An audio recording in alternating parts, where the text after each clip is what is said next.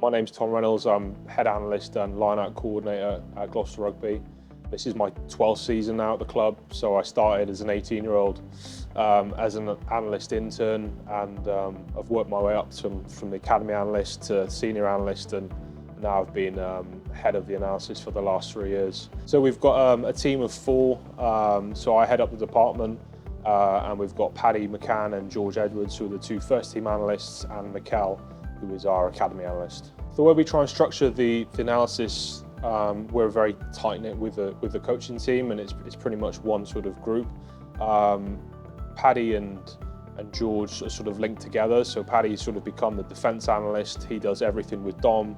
The way we try and do it here is, I think the analyst should be an extension of their coach. So Paddy and Dom are doing everything D-related, and they have built a great relationship over the last couple of years. Obviously Lights has come in as the new attack coach, so George is now linked with him, and the big thing for pre-season for George is building that relationship with Lights, which will be really key down at the end in the season, that they can sort of communicate and challenge each other and get the most out of our attack.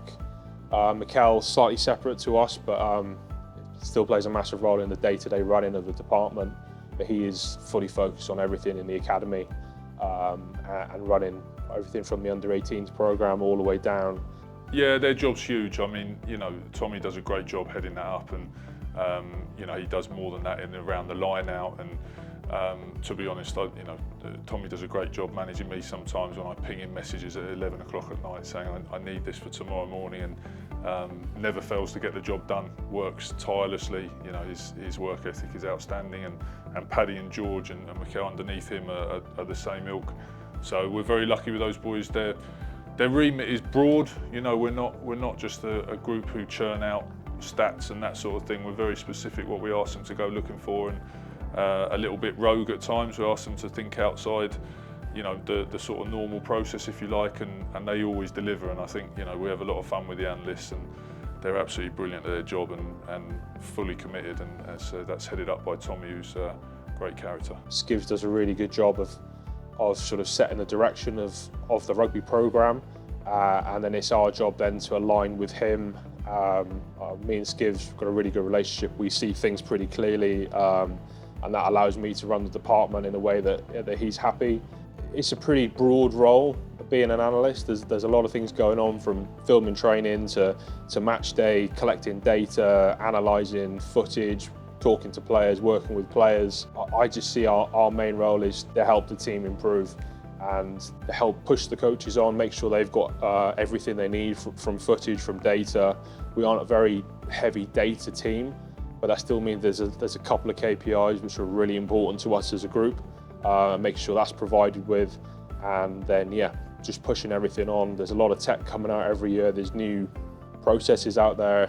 Part of my job as leading that is to sort of have a look at the broader scale of what is happening around the world, different tech, different cameras, and can we utilise that at the club to try and get an advantage. We've been very lucky here at the club of invested in sort of our vision of how we want to run things. The fact that we get to train and play on the same pitch at the same facilities all the time has meant that we've been really invested into our IP cameras. So around Kingsholm and in the indoor, there's some fixed cameras. We actually have 4 cameras on Kingsholm now by a company called Red Zone, who really support us through the installation and the setup of the cameras. So from a day-to-day training, we can just rock up to the coach's box and plug in the joysticks and the laptops, and the cameras are ready to go. There's no need to move any equipment around, they're fixed, and it really allows us to be really efficient with the footage. Having the indoor facilities been a massive change. And actually having a consistent place to train. Pre-season is different to match day and to a normal in-season sort of structure. Pre-season is quite an interesting one for us. So yes, there's no games to analyse or teams to analyse, but you know, pre-season is about us developing our game and getting better. So again, it's working on those relationships with coaches, refining the game plan, and then for us it's sort of building our processes so when we get into season, the output windows and the stats packages that get created are all automated. So we spend a big time of our pre-season building those output windows, as we'd call them, that are ready to go, which makes the season a little bit easier because when we get into season, there's lots of game previews, game reviews, and there's lots of footage to watch. You know, we'll watch 4 or 5 games.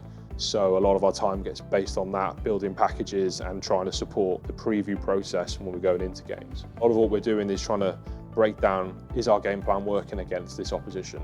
We might think that a team's coming in is going to run a certain line out or run a certain play, and if they've changed what they're doing, we need to adapt in game, and what we'll do is support that process of, is our plan working, yes or no? If it isn't working, then how do we need to adjust? And that's where half-time becomes a real good tool.